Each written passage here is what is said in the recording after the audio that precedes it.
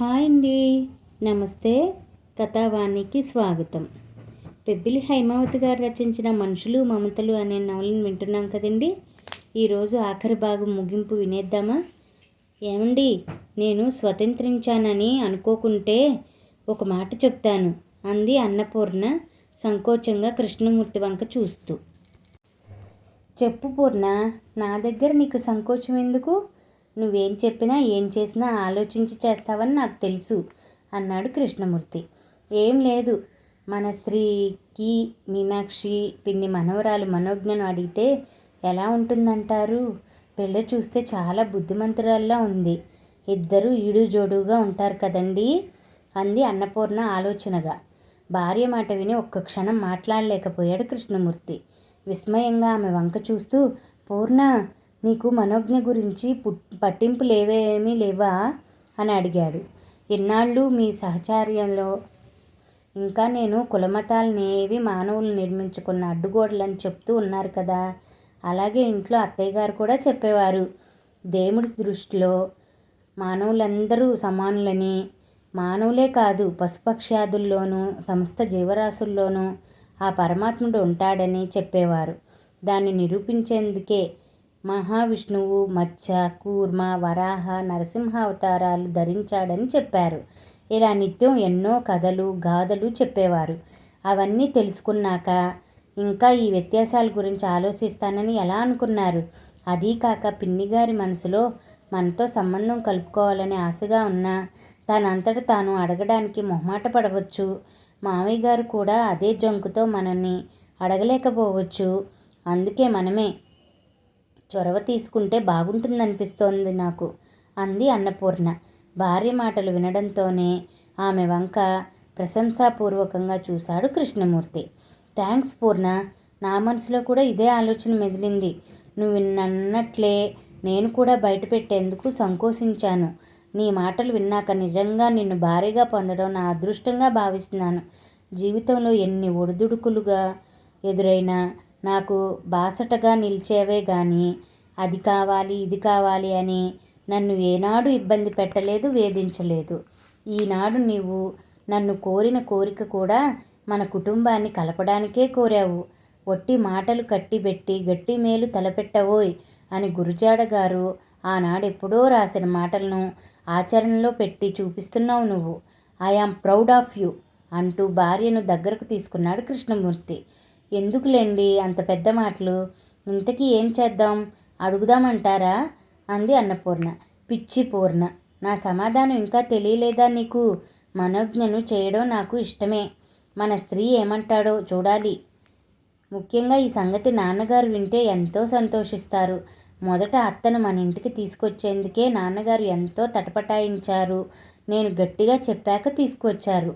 ఆమెతో సంబంధం కలుపుకోవడం ఆయనకు సంతోషం కదా అంటూ నవ్వాడు కృష్ణమూర్తి. భర్త సమాధానం అన్నపూర్ణకి సంతృప్తినిచ్చింది.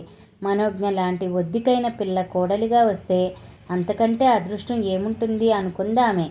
అలాగే శ్రీకాంత్ మంచితనానికి మనోజ్ఞ తోడైతే పువ్వుకి తావి అద్దినట్లుగా ఉంటుంది అనుకుంది. నాన్న, మీ కోడలికి నాకు నిన్నొక ఆలోచన వచ్చింది, చెప్పమంటారా అన్నాడు కృష్ణమూర్తి తాను చెప్పబోయేదానికి నాందిగా.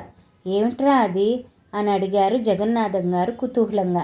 మన మీనాక్షి అత్త మనవరాలు మనోజ్ఞను మన శ్రీకాంత్కి చేస్తే ఎలా ఉంటుందా అని అనుకున్నాం నిన్న మేమిద్దరం అన్నాడు కృష్ణమూర్తి. కొడుకు మాట వింటూనే ఆశ్చర్యానందాలతో జగన్నాథం గారి ముఖం విప్పారింది. కృష్ణ, నిజంగా అలా అనుకున్నారా? నిజంగానేనా అని అడిగారు సంబరంగా. తండ్రి ఆనందం చూసి నిండుగా నవ్వుతూ, నిజమే నాన్న, మీతో నేను అబద్ధం ఎందుకు చెప్తాను అన్నాడు కృష్ణమూర్తి. చాలా సంతోషం కృష్ణ, మనోజ్ఞ మన శ్రీకి చాలా బాగా సూట్ అవుతుంది. ఇద్దరు మేడ్ ఫర్ ఈచ్ అదర్లా ఉంటారు. మరి అత్తకి ఈ సంగతి చెప్పవా అన్నారు ఆనందంతో ఉక్కిరి బిక్కిరి అయిపోతూ. ఇంకా లేదు నాన్న, ముందుగా మీతో అనుకుండా అత్తతో ఎలా చెప్తాను? అదీ కాక పెద్దవారు మీరుండగా ఇలాంటి విషయాలు నేనెందుకు మాట్లాడతాను అన్నాడు కృష్ణమూర్తి. పెళ్లి విషయం విని తండ్రి ఆనందిస్తాడని తెలుసు కానీ ఇంతలా ఆయన పొంగిపోతాడని అస్సలు ఊహించలేదు కృష్ణమూర్తి. సరేలేరా, నేనే చెప్తాను. మన శ్రీతో కూడా నువ్వేం చెప్పకు, నేనే స్వయంగా మాట్లాడతాను అన్నారు జగన్నాథం గారు ఉత్సాహంగా. సరే, అలాగే కానివ్వండి నాన్న అంటూ అక్కడి నుండి వెళ్ళిపోయాడు కృష్ణమూర్తి. జగన్నాథం గారు వెంటనే లేచి మీనాక్షిని వెతుక్కుంటూ వెళ్ళారు.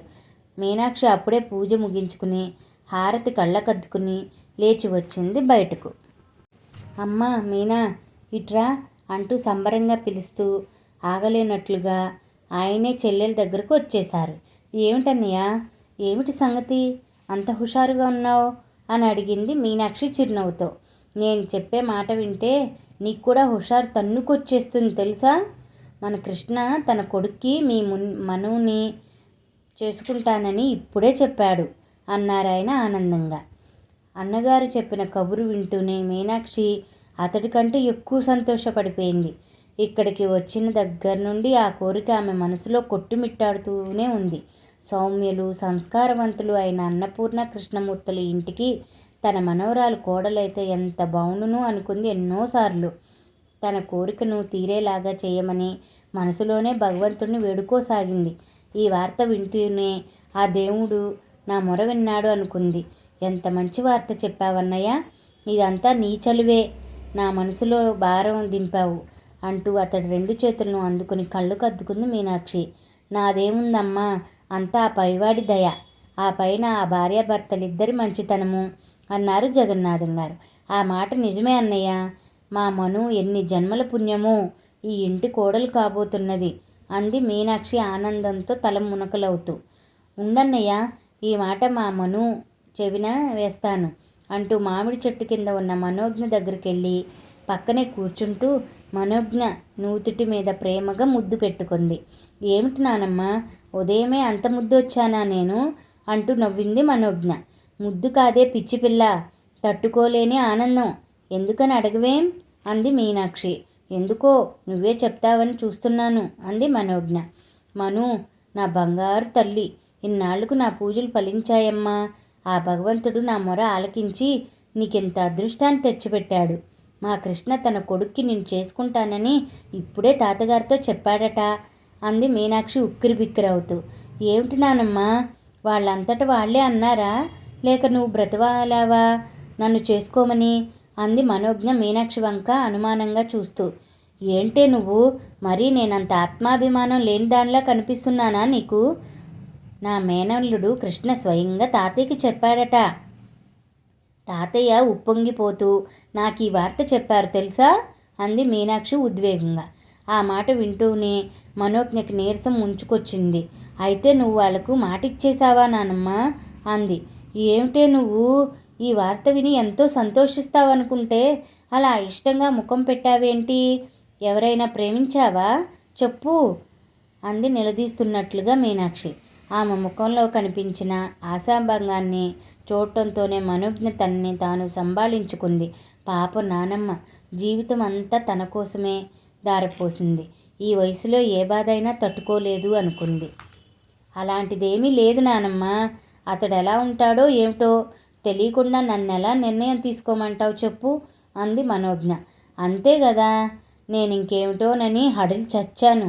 నాలాంటి రాత నీకు రాకూడదని ఇన్నాళ్లుగా 1000 దేవుళ్లకు మొక్కుకుంటూ వస్తున్నాను. నా మొర ఆ దేవుడు ఆలకించాడు. అందుకే వాళ్ళు కోరి నిన్ను కోడలుగా చేసుకుంటామన్నారు. అయినా అబ్బాయిని నువ్వు చూడకపోవడం ఏమిటి? ఆ రోజు సాతి పుట్టినరోజుకి వచ్చాడు కదా అంది మీనాక్షి. ఒక్కసారి చూసినంత మాత్రాన అంతమందిలో ఎవరో ఎలా తెలుస్తుంది నానమ్మా? ఇంతకీ అతని పేరేంటి, ఏం చేస్తూ ఉంటాడు, ఆ వివరాలైనా తెలుసా నీకు అంది మనోజ్ఞ కొంచెం విసుగ్గా. ఇది మరీ బాగుందే, వచ్చిన దగ్గర నుండి ఆ విద్యతో అలా కలిసి తిరుగుతూనే ఉన్నావు. వాళ్ళ అన్నయ్య పేరేంటో తెలుసుకోలేదా నువ్వు? అతడి పేరు శ్రీకాంత్, నీలాగే ఎంటెక్ చేశాడు. ప్రస్తుతం చెన్నైలో జాబ్ చేస్తున్నాడు. చాలా, ఈ వివరాలు ఇంకేమైనా కావాలా అంది మీనాక్షి హాస్యంగా నవ్వుతూ. శ్రీకాంత్ పేరు వింటూనే ఒక్కసారిగా మనోజ్ఞ ఉలిక్కిపడింది. ఇతడు తనకు తెలిసిన శ్రీకాంత్ కాడు గదా. అలా అయితే ఎంత బావుండును అనుకోగానే ఆమె మనసులో 1,000,000 వీణలు ఒక్కసారిగా ఆనంద భైరవి రాగాన్ని ఆలపించాయి. అయినా అదేమీ పైకి వ్యక్తం చేయకుండా తెలుసుకోలేదు నానమ్మ, తెలుసుకోవాల్సినంత అవసరమూ కనిపించలేదు నాకు. సరే, నువ్వంతగా చెప్తున్నావు కనుక అతడి ఫోటో ఉంటే తెప్పించు, చూసి నా అభిప్రాయం చెబుతాను అంది మనోజ్ఞ బింకంగా. ఆ మాట నిన్న మీనాక్షి 2 నిమిషాలు మనోజ్ఞ ముఖంలోకి పరిశీలనగా చూసి, బడవ, నీకు మనసులో ఇష్టం ఉన్నా నా దగ్గర బింకాలు పోతున్నావు కదా, సరే ఫోటో అడుగుతానులే అంటూ మనవరాలి బుగ్గలు సాగదీసి ముద్దు పెట్టుకుని నవ్వుతూ అక్కడి నుండి వెళ్ళిపోయింది. నానమ్మ మాటలు విని మనోహరంగా నవ్వుతూ ఆమె వెళ్ళిన వంకే చూస్తూ అక్కడే కూర్చుంది. మీనాక్షి విద్యను పిలుస్తూ వెళ్ళింది ఆమె గదిలోకి. ఏమిటమ్మమ్మా, ఏం కావాలి అంటూ లేచి వచ్చింది విద్య. ఏం లేదమ్మా, మొన్న సాతి పుట్టినరోజు నాడు మన వాళ్ళందరినీ మనోజ్ఞ సరిగ్గా చూడలేదట, అందుకని ఫోటో ఆల్బమ్ ఉంటే ఇస్తావని వచ్చాను అంది మీనాక్షి. ఫోటో ఆల్బమ్ మనోజ్ఞకు కావాలందా? ఎందుకట? మా అన్నయ్యను చూడటానికేనా అంటూ నవ్వింది విద్య. అరే, అప్పుడే ఈ కబురు నీదాకా వచ్చిందా అంది మీనాక్షి ఆశ్చర్యంగా చూస్తూ. రాదా మరి, ఆడపడుచు అర్ధముగుడితో సమానం కదా, అందుకే అన్నయ్య కంటే ముందే నాకు ఈ వార్త తెలిసింది. ఇందాక నాన్నగారు తాతగారితో చెప్తుంటే విన్నాను. ఉండండి, ఆల్బమ్ తెస్తాను అంటూ లోపలికి వెళ్ళింది విద్య. గదిలోకి వెళ్ళి ఆల్బంలో నుండి శ్రీకాంత్ ఫోటోలన్నీ తీసి వేరే కవర్లో పెట్టేసి ఏమీ ఎరగనట్లుగా ఆల్బమ్ తీసుకువచ్చింది. మీనాక్షి వాటిని అందుకోబోతుండగా, మీకెందుకమ్మమ్మా శ్రమ, నేను తెస్తాను పదండి. అది కాక ఎవరో మీకు తెలియదు కదా, నేను వివరించి చెప్తాను పదండి అంటూ మీనాక్షి వెంట నడిచింది విద్య.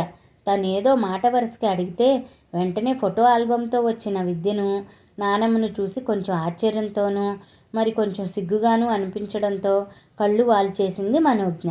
ఆ తరువాత, నేనేదో సరదాగా అడిగితే ఇవన్నీ విద్యతో మోయించుకొచ్చావా నానమ్మ అంటూ విద్య చేతిలోని ఆల్బమ్ అందుకుంది మనోజ్ఞ. పర్వాలేదు మను, మన మధ్య ఎన్నో కబుర్లు దొర్లాయి కానీ ఫోటోల ప్రసక్తి అస్సలు రాలేదు కదా, అందుకే నేను వాటి జోలికి పోలేదు అంటూ మనోజ్ఞ పక్కన కూర్చుంది విద్య. వరుసల వారీగా సావిత్రమ్మ, జగన్నాథం గారుల ఫోటోలు వాళ్ళ దగ్గర నుండి అందరి ఫోటోలు చూపించసాగింది విద్య. వీరు మా పెద్దాత, పెద్ద మామయ్య, తను వాళ్ళ అమ్మాయి వందన, అతడు శరత్ బావ అంది విద్య. ఆ ఫోటో చూసి, ఇతడినే మన విద్య చేసుకోబోతున్నది మను, మా వదిన గారి సంవత్సరికాలు అయ్యాక వాళ్ళ పెళ్లి చేస్తామని అన్నపూర్ణ చెప్పింది అంది మీనాక్షి సంబరంగా. ఆ మాట విని సిగ్గుగా నవ్వుతూ, మీ పెద్దవాళ్ళకి ఎప్పుడూ పెళ్లి గొడవేనా అమ్మమ్మ అంటూ మనోజ్ఞ వైపు తిరిగి, తను చిన్నత్త వసంత, మొన్న చూసావు కదా, ఈయన మా చిన్నమామయ్య, వాళ్ళ పిల్లలు మానస చక్రధర్లు, ఇక తను గౌతమ్, నీకు తెలుసుగా, దివాకర్ బాబాయ్ గారి అబ్బాయి, వాళ్ళ పెద్ద అబ్బాయి హేమంత్ బెంగళూరులో ఉంటున్నాడు అంటూ ఒక్కొక్కరిని పరిచయం చేస్తూ ఫోటోలన్నీ చూపించింది. మరి మీ ఫ్యామిలీ ఫోటోలేవి అంది మనోజ్ఞ కుతూహలంగా. అందరూ కనపడ్డారు కానీ అసలు కథానాయకుడు కనపడలేదు. ఇంతకు అతను తనకు తెలిసిన శ్రీకాంతేనా అనుకుంది మనసులో సందేహపడుతూ. మా ఫ్యామిలీ ఆల్బమ్ ఎందుకు, మా అందరినీ చూసేసావు కదా అంది విద్య చిలిపిగా నవ్వుతూ. మనోజ్ఞకి అర్థమైపోయింది విద్య కావాలనే ఆ ఫోటోలు చూపించలేదని. ఇంతలో అన్నపూర్ణ ఫోటోలున్న కవర్ పట్టుకొచ్చి విద్యకిస్తూ, ఈ ఫోటోలన్నీ మంచం మీదే ఉండిపోయాయి విద్య, ఇవి కూడా వాళ్ళకి చూపించు అంది. తన కొడుకుని వాళ్ళు చూసి మెచ్చుకోవాలనే ఆరాటంతో తన ప్లాన్ అంతా పాడు చేసినందుకు తల్లి వైపు చిరుకోపంగా చూస్తూ వాటిని అందుకుంది విద్య. మీనాక్షి చొరవగా ఆ ఫోటోలు తీసుకుని ఒకటిగా చూస్తూ అన్నీ మనోజ్ఞ చేతికి ఇవ్వసాగింది. శ్రీకాంత్ ఫోటో చూడటంతోనే మనోజ్ఞ ముఖం కాంతివంతం అయిపోయింది. అప్రయత్నంగా పెదవుల మీద నువ్వుల పువ్వులు విరిశాయి. మీనాక్షి మనవరాలి ముఖంలో ప్రతిఫలించిన ఆనందాన్ని చూడటంతోనే సంతృప్తిగా తల పంకించింది. విద్య మనోజ్ఞ భుజం తట్టి, నచ్చాడా మా అన్నయ్య అంది నవ్వుతూ. చా పో అంటూ అక్కడి నుండి లేచి వెళ్ళిపోయింది మనోజ్ఞ. ఎంత చదువుకున్నా పెళ్లి దగ్గరకు వచ్చేసరికి ఆడపిల్ల సిగ్గు మొగ్గలైపోతుంది అంది అన్నపూర్ణ మురిపంగా చూస్తూ. విద్య మనోజ్ఞని ఆట పట్టించేందుకు ఆమె వెంటే వెళ్ళింది. ఇదంతా చూసిన జగన్నాథం గారి మనసు కూడా ఆనందంతో ఉప్పొంగిపోయింది. వెంటనే శ్రీకాంత్తో మాట్లాడాలనిపించింది ఆయనకు. కానీ అవి ఆఫీస్ అవర్స్ కనుక మనవుడు చాలా బిజీగా ఉంటాడని అనుకుని ఆ ప్రయత్నాన్ని విరమించుకున్నాడు.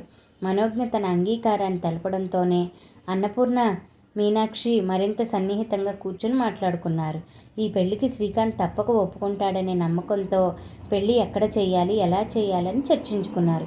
శ్రీకాంత్ అభిప్రాయం ఏమిటో తెలుసుకోకుండానే ఎవరికీ ఈ వార్త చెప్పడం ఇష్టం లేకపోయింది కృష్ణమూర్తి, జగన్నాథం గారులకు. అందుకే దివాకర్కి కానీ శంకరానికి కానీ ఫోన్ చేసి చెప్పలేకపోయారు. విద్యా మనోజ్ఞల మధ్య సరసాలాపాలతో ఆ రోజంతా సరదాగా గడిచిపోయింది. అయితే మనోజ్ఞ మాత్రం మీ అన్నయ్య నాకు ముందే తెలుసని ఒక్క మాట కూడా చెప్పలేదు విద్యకి. తనకే కాదు, చివరికి మీనాక్షికి కూడా చెప్పలేదు. వాళ్ళంతా తన్ని మరింత ఆట పట్టిస్తారని.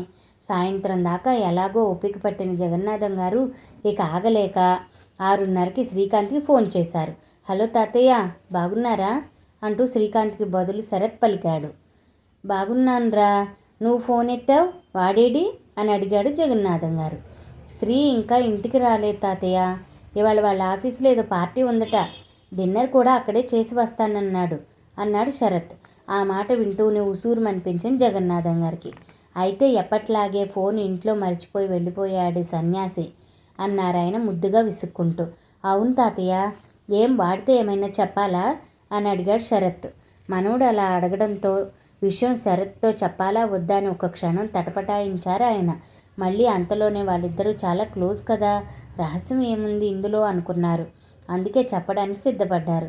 ఏం లేదు శరత్, మన శ్రీకాంత్కి మా చెల్లెలు మనవరాలి మనోజ్ఞని ఇచ్చి చేద్దామని మేమంతా అనుకుంటున్నాము. నిర్ణయం తీసుకునే ముందు వాడికో మాట చెప్పాలని ఫోన్ చేశాను అన్నారు జగన్నాథం గారు. ఆయన చెప్పింది వినడంతోనే శరత్ ఆలోచనలో పడిపోయాడు. శ్రీకాంత్ పెళ్లి విషయంలో ఎవరూ ఒత్తిడి చేయకుండా చూడమని తన సాయాన్ని కోరాడు. తీరా ఇప్పుడంతా కలిసి నిర్ణయం తీసుకున్నట్లున్నారు. ఇప్పుడు ఏం చేయాలి అనుకున్నాడు. అసలే వాడు ప్రేమ విషయంలో దెబ్బతిని ఉన్నాడు.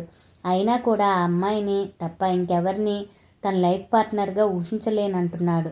ఇప్పుడు ఎలా అనుకున్నాడు శరత్ లోపలే.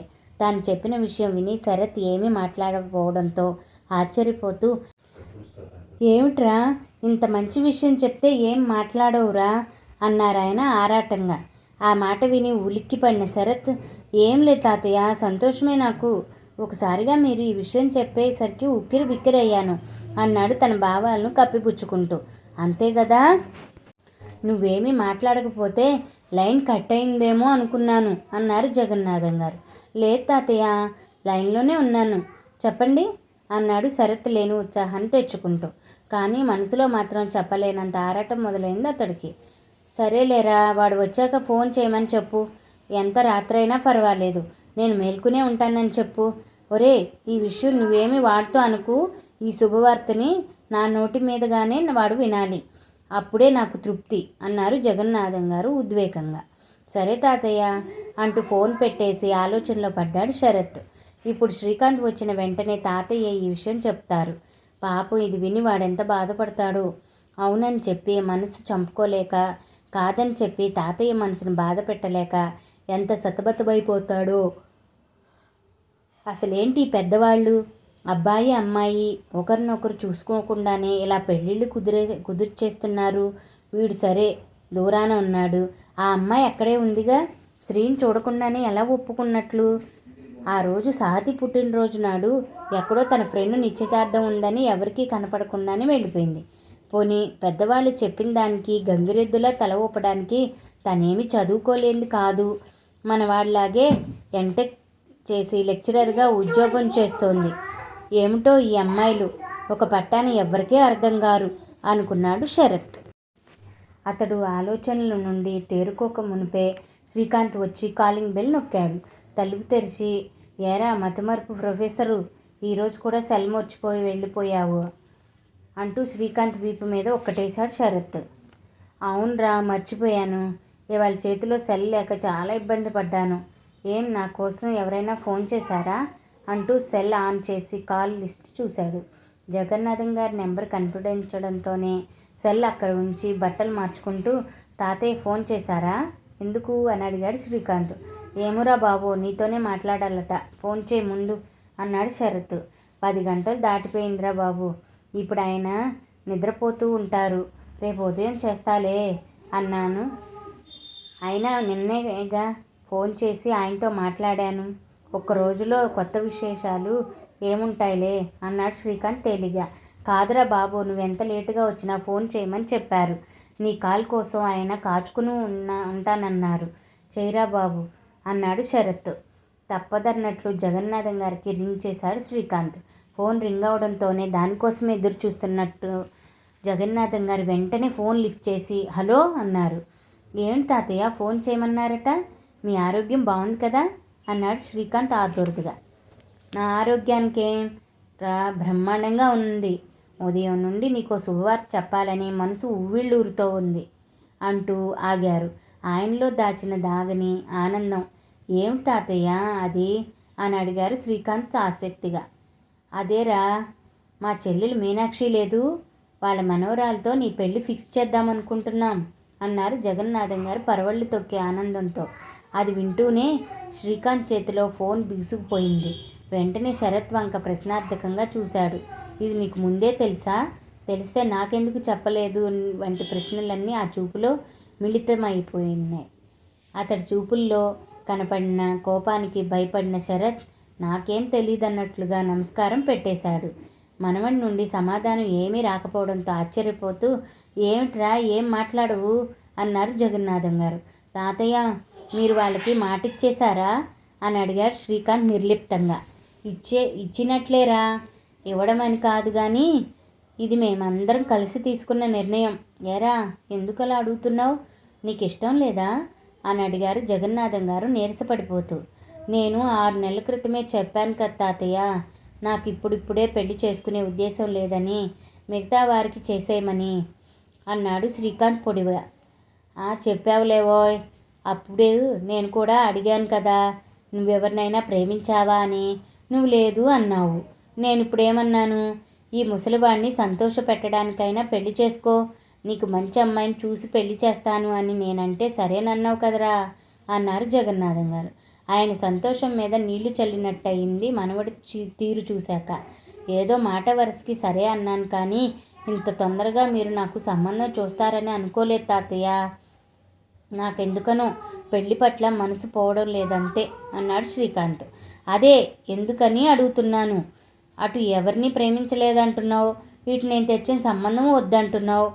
ఏమనుకుంటున్నావురా నువ్వు అన్నారు జగన్నాథం గారు నిలదీస్తున్నట్లుగా.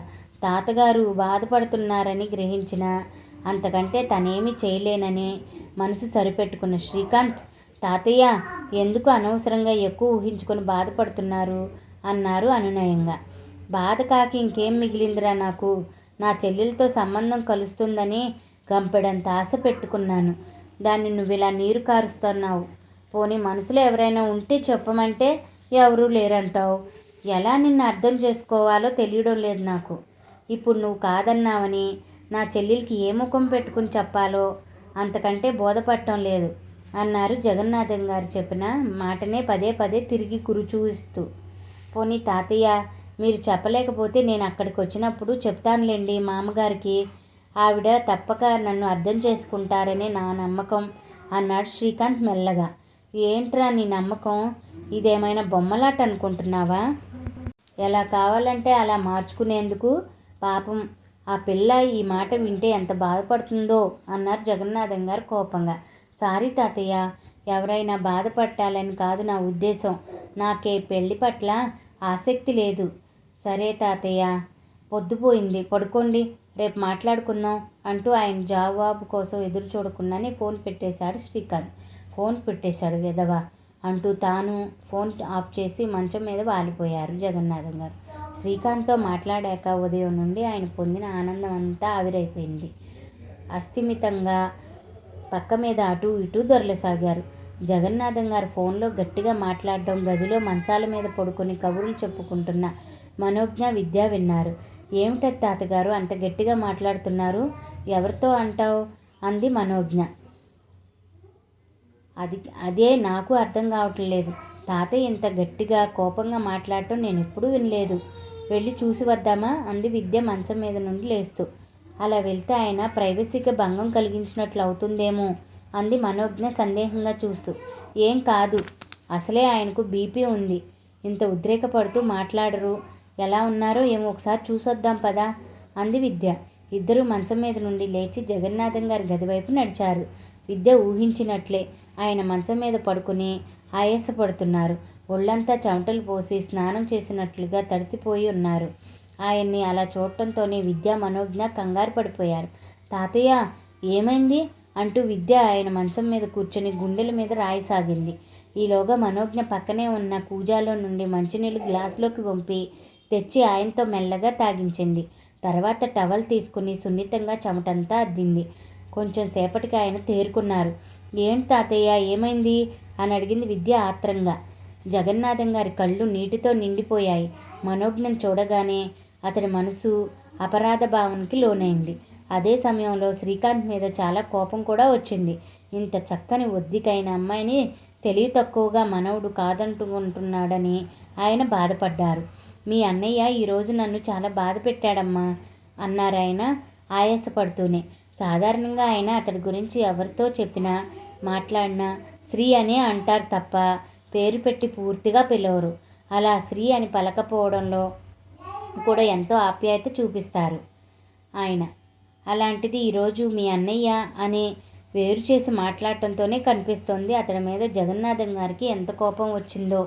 అయితే జరిగిందేమిటో విద్య అర్థం చేసుకోలేదు. కానీ అక్కడే ఉన్న మనోజ్ఞకు మాత్రం విషయం పూర్తిగా అర్థమైపోయింది. శ్రీకాంత్ తన్ను ఎంత గాఢంగా ప్రేమిస్తున్నాడో కూడా గ్రహించింది. ఆ రోజు విడిపోతున్నాడు చెప్పాడు. నువ్వు అవునంటేనే నీ వాడిని అవుతాను, కాదంటే జీవితాంతం ఇలా ఒంటరిగానే మిగిలిపోతాను తప్ప మరొకరు నా జీవితంలోకి ఆహ్వానించే ప్రసక్తే లేదు అని బాధపడుతూనే చాలా ఖచ్చితంగా చెప్పి వెళ్ళాడు. ఈరోజు అనుకోకుండా ఇద్దరూ ఒకటై తరుణం వస్తే తనెవరో తెలియక కాదంటున్నాడు. అసలు ఆ రోజు సావతి పుట్టినరోజు నాడు ఇద్దరం కలిసి ఉంటే ఈరోజు ఈ పరిస్థితి వచ్చేదే కాదు కదా అనుకుంది. చిత్తరువులా నుంచున్న మనోజ్ఞను చూసి నేను ఈ విషయం వివరంగా చెప్పకపోయినా ఈ అమ్మాయి అంతా అర్థం చేసుకున్నట్లుందే అనుకున్నారు జగన్నాథం గారు బాధగా. అమ్మ మనోజ్ఞ ఏమిటి ఆలోచిస్తున్నావమ్మా అని అడిగారు దిగులుగా చూస్తూ. ఏం లేదు తాతయ్య, ఈ వయసులో మీరు ఇలా ప్రతి చిన్నదానికి ఒత్తిడి ఫీల్ అవ్వటం మంచిది కాదు. మనం మంచి మనసుతో చేసే ఏ పనైనా తప్పక మంచి ఫలితాన్ని ఇస్తుందని నానమ్మ ఎప్పుడూ చెప్తూ ఉంటుంది. కనుక దేనికి వర్రీ కాకండి తాతయ్య, అంతా మంచే జరుగుతుంది అంటూ విద్య వంక తిరిగి, విద్య నువ్వు తాతగారి దగ్గర కాసేపు కూర్చో, నేను ఈలోగా ఒక ఫ్రెండ్కి ఫోన్ చేసి వచ్చేస్తాను. ఉదయం నుండి తనకి ఫోన్ చేద్దామనుకుంటూనే మర్చిపోయాను. ఇప్పుడే వచ్చేస్తానుండు అంది మనోజ్ఞ. సరే మను, తొందరగా వచ్చేయి అంది విద్య. మనోజ్ఞ వడివడిగా తాము పడుకున్న గదిలోకి వెళ్ళింది. విద్య సెల్ తీసి శ్రీకాంత్ నెంబర్ నోట్ చేసుకుని విద్య సెల్ని యథాస్థానంలోకి పెట్టేసింది. కిటికీ దగ్గరికి వెళ్ళి శ్రీకాంత్కి డైల్ చేసింది తన సెల్ నుండి. జగన్నాథం గారితో మాట్లాడాక శ్రీకాంత్ మనసు కల్లోల కడలుగా మారిపోయింది. అక్కడి నుండి కదిలేందుకు కూడా శక్తి లేనట్లుగా కుర్చీలో కూలబడి 2 చేతులతో కణతలు నొక్కుకోసాగాడు.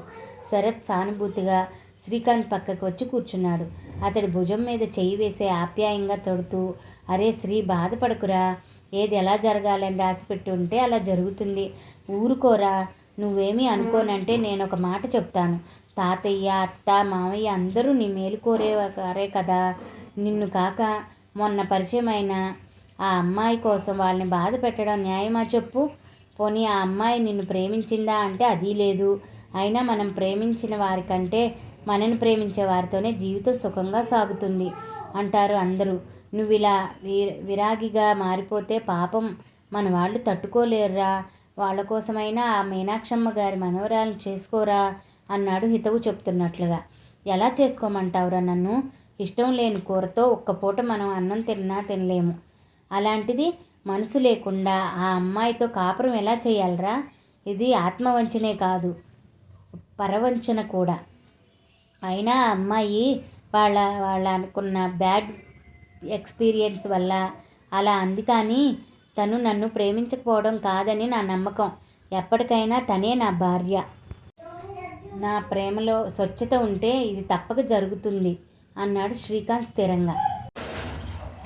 ఇంతలో శ్రీకాంత్ సెల్ మోగింది. డిస్ప్లేలో కొత్త నెంబర్ చూసి ఎవరో టైంపాస్ కోసం చేసి ఉంటారులే అని ఫోన్ లిఫ్ట్ చేయలేదు శ్రీకాంత్. ఫోన్ లిఫ్ట్ చేస్తే అవతలి వారు చెప్పే చౌకబారు జోకులు వినే ఓపిక అతడికి అసలే లేకపోయింది. కానీ మళ్ళీ మళ్ళీ అదే పనిగా ఫోన్ మోగుతుంటే లిఫ్ట్ చేసి, హలో, అర్ధరాత్రి పూట ఏమిటి న్యూసెన్స్, ఎవరు కావాలి మీకు అన్నాడు శ్రీకాంత్ కరుకుగా. ఎప్పుడూ ఎంతో బ్యాలెన్స్డ్గా సౌమ్యంగా ఉండే శ్రీకాంత్ అలా మాట్లాడటం చూసి శరత్ ఆశ్చర్యపోయాడు. ఆ ఫోన్ నాకు ఇవ్వు, నేను మాట్లాడతాను అని సైగ చేశాడు.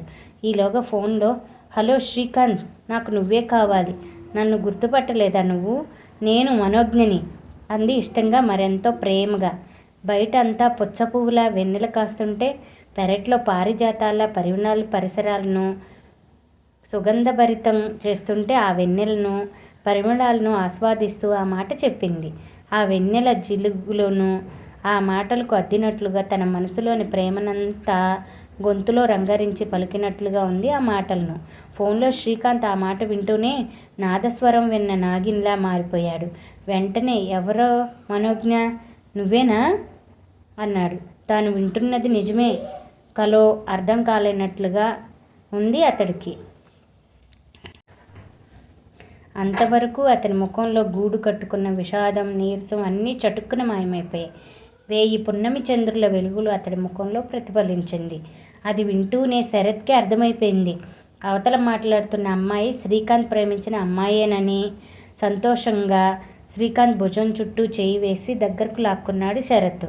అటు నుండి మనోజ్ఞ, అవును శ్రీకాంత్, నువ్వు విన్నది నిజమే, నేను మనోజ్ఞనే మాట్లాడుతున్నాను.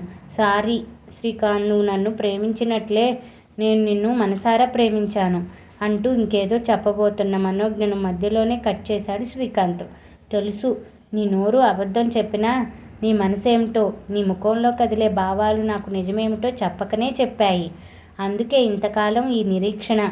ఎన్నాళ్ళకి నా కల ఫలించింది అన్నాడు సంతోషంతో అతడి మనసంతా నిండిపోగా. అందుకే ఈ ఎడబాటుకి స్వస్తి చెప్పేద్దాం శ్రీకాంత్. మనం ఎంత తొందరగా వీలైతే అంత తొందరగా పెళ్లి చేసుకుందాం అంది మనోజ్ఞ ఆరాటంగా. అలాగే మను, అంతకంటే నాకు కావాల్సింది ఏముంది? ఇంతకు నువ్వెక్కడి నుండి మాట్లాడుతున్నావు అని అడిగాడు శ్రీకాంత్ ఆతృతగా. చెప్తాను కానీ, మొన్న 10వ తేదీన విశాఖపట్నం వచ్చావు కదా, నన్ను ఎందుకు కలుసుకోలేదు అంది మనోజ్ఞ నిలదీస్తున్నట్లుగా. వస్తే మాత్రం నువ్వు నాతో మాట్లాడతావా ఏమిటి? ఎందుకు వచ్చావని ముఖం మీదే తలుపు వేసేదానివి కదా అన్నాడు శ్రీకాంత్. అంత రాక్షసులా కనిపిస్తున్నానా నీకు నేను? కానీ నువ్వు వచ్చిన నేను కనబడి ఉండేదాన్ని కాదులే, మేము ఇల్లు మారిపోయాం కదా అంది మనోజ్ఞ ఉడికిస్తున్నట్లుగా. ఆ మాత్రం దానికి నేను కలవలేదని నిష్ఠూరం ఎందుకు అన్నాడు శ్రీకాంత్ అర్థం కానట్లుగా. ప్రేమించిన అమ్మాయి వేరే అబౌట్స్ ఏమిటో తెలుసుకోకుండా నీలా ఎవరు వదిలేరు బుద్ధు. నేను చూడు, నిన్ను గాఢంగా ప్రేమించాను కనుకే నీ ఫోన్ నెంబర్ సంపాదించి నీకు ఫోన్ చేస్తున్నాను అంది ఆట పట్టిస్తున్నట్లుగా. ఫోన్లే మంచిదే కానీ నువ్వు ఇప్పుడు ఎక్కడి నుండి మాట్లాడుతున్నావు చెప్పు, రేపే వచ్చి నీ సంగతి తెలుస్తా అన్నాడు శ్రీకాంత్ తనేమీ తగ్గనట్లుగా. తెలుస్తావా? అయితే సరే, ప్రస్తుతం నేను మీ ఇంట్లోంచే మాట్లాడుతున్నాను, ఏం చేస్తావో చెయ్యి అంది మనోజ్ఞ సవాల్ చేస్తున్నట్లుగా నవ్వుతూ. మనోజ్ఞ చెప్పిన మాటను తాను సరిగ్గా విన్నానా లేదా అనే అనుమానం వచ్చింది శ్రీకాంత్కి. ఎక్కడి నుండి అన్నాడు నమ్మలేనట్లుగా. నమ్మకం కలగడం లేదా బాబు? నేను మీ ఇంట్లోంచే నీ గది కిటికీ దగ్గర నుంచి మాట్లాడుతున్నాను. అందుకు సాక్ష్యం ఎదురుగా ఉన్న పారిజాతం చెట్టు, మెయిన్ గేటుకి అల్లుకున్న రాధా మనోహరాలు, ఇంకా చెప్పాలంటే మీరందరూ ఊగి ఊగి ఆడిపాడిన మామిడి చెట్టును అంటూ పరిసరాలను వర్ణించసాగింది. అది విని శరత్ వైపు చూసి, ఏమిట్రా శరత్, అంతా చూస్తున్నట్లే చెప్తోంది మనోజ్ఞ అంటుండగా అతడి బుర్రలో ఫ్లాష్ లైట్ వెలిగింది. వెంటనే, అయితే నువ్వు మా మీనాక్షి అమ్మమ్మ గారు మనవరాలివా అన్నాడు శ్రీకాంత్ ఉద్వేగంగా. అవును మహాశయ, ఇన్ని హింట్లు ఇస్తే కానీ కనుక్కోలేకపోయావు నువ్వు. ఇక్కడ నీ పేరు వినగానే నేను పట్టేశాను నువ్వెవరో అంది మనోజ్ఞ గర్వంగా. నీలా నేను జీనియస్ని కాన్లే తల్లి, కానీ నీ గురించి ఎవరు చెప్పినా మీనాక్షమ్మ గారి మనవరాలనే అంటున్నారు. కానీ మనోజ్ఞని ఒక్కరంటే ఒక్కరు కూడా నీ పేరు చెప్పలేదు నాకు అన్నాడు శ్రీకాంత్. అందుకేనా తాతగారితో అంతలా అరిచి మాట్లాడి ఆయనకు బీపీ పెంచేశావు అంది మనోజ్ఞ. అయ్యో, అయితే తాతయ్య ఎలా ఉన్నారు? నేను నీతో తర్వాత మాట్లాడతాను, ఫోన్ పెట్టే అని నేను అర్జెంటుగా తాతయ్యతో మాట్లాడాలి అంటూ ఆమె జవాబు కోసం చూడకుండా కాల్ కట్ చేసి జగన్నాథం గారికి రింగ్ చేశాడు శ్రీకాంత్. చూడమ్మా, ఈ వేళప్పుడు ఎవరు ఫోన్ చేశారో అన్నాడు జగన్నాథం గారు నీరసంగా. ఫోన్ తీసి చూసి అన్నయ్య చేశాడు తాతయ్య అంది విద్య. చేశాడా? చేస్తాడనే అనుకున్నాలే. ఇందాక నన్ను బాధ పెట్టాడుగా, సారీ చెప్పడానికి చేసి ఉంటాడు. ఏది లైవ్ అంటూ ఫోన్ అందుకుని హలో అన్నారు జగన్నాథం గారు. సారీ తాతయ్య, అనవసరంగా మీ మనసు నొప్పించాను. మీరు చెప్పినట్లే ఆ అమ్మాయినే చేసుకుంటాను. మీరు ఇక నిశ్చింతగా నిద్రపోండి అన్నాడు శ్రీకాంత్. ఆ మాట వినడంతోనే ఆయన ముఖంలోకి వింత వెలుగు వచ్చేసింది. నేను చెప్పనా, వాడెందుకే చేసుంటాడని? మనుని చేసుకుంటానన్నాడమ్మా విద్య అని ఆగి, అలాగే లేరా, చాలా మంచి నిర్ణయం తీసుకున్నావు. నా మనసులోంచి కొండంత భారాన్ని దింపావు అన్నాడు తృప్తిగా. అప్పుడే అక్కడికి వచ్చిన మనోజ్ఞ ఆ సంభాషణ విని ముసిముసిగా నవ్వుతూ, తాతగారి బీపీ గీపీ అంతా గాలికి ఎగిరిపోయింది కానీ పద విద్య మనం పడుకుందాం అంటూ విద్య చేయి పట్టుకుని లేపింది మనోజ్ఞ అక్కడి నుండి. నిజమే అమ్మా, వాడి మాటలు వినడంతోనే మనసు చాలా తేలిగ్గా ఉంది. అనవసరంగా మీ ఇద్దరిని కంగారు పెట్టేశాను. వెళ్ళి పడుకోండి, పొద్దుపోయింది అన్నారు జగన్నాథం గారు హాయిగా నవ్వేస్తూ. శ్రీకాంత్ మనోజ్ఞతో పెళ్లి ఒప్పుకున్నాడనే వార్త ఇంట్లో పండగ వాతావరణం నెలకొనేలా చేసింది. అప్పటికప్పుడు పాయసం చేసి అందరికీ పెట్టింది అన్నపూర్ణ. కృష్ణమూర్తి ఈ శుభవార్తను ముందు దివాకర్కి, తరువాత జానకి వసంతలకు, శంకరానికి ఫోన్ చేసి చెప్పాడు. ఆ సంగతి వినడంతోనే అంతా ఎంతో సంతోషించారు. తమ కుటుంబం నుండి ఏనాడో దూరమైపోయిన మీనాక్షి తిరిగి ఈ విధంగా దగ్గర కావడం అందరికీ ఎంతో సంతోషాన్ని కలిగించింది. ఒక శుభముహూర్తాన శ్రీకాంత్కి మనోజ్ఞకి అంగరంగ వైభవంగా జగన్నాథం గారింట్లో వివాహం జరిపించారు. తాను ఆ ఇంటి నుండి ఇదే మాదిరిగా పెళ్లి చేసుకుని వెళ్ళే అదృష్టం లేకపోయినా తన మనవరాలి పెళ్ళి ఆ లోటును పూడ్చినందుకు, తన పుట్టింటితో బాంధవ్యాన్ని కలిగించినందుకు మీనాక్షి మనసు ఆనంద తరంగితమైంది. జగన్నాథం గారు కూడా మనోజ్ఞలో మీనాక్షిని చూసుకుని చెల్లెలి పెళ్ళి చూడలేకపోయాననే లోటును భర్తీ చేసుకున్నాడు. ఇంతటితో నవల సమాప్తం అండి. Thank you for watching. Please subscribe for more stories.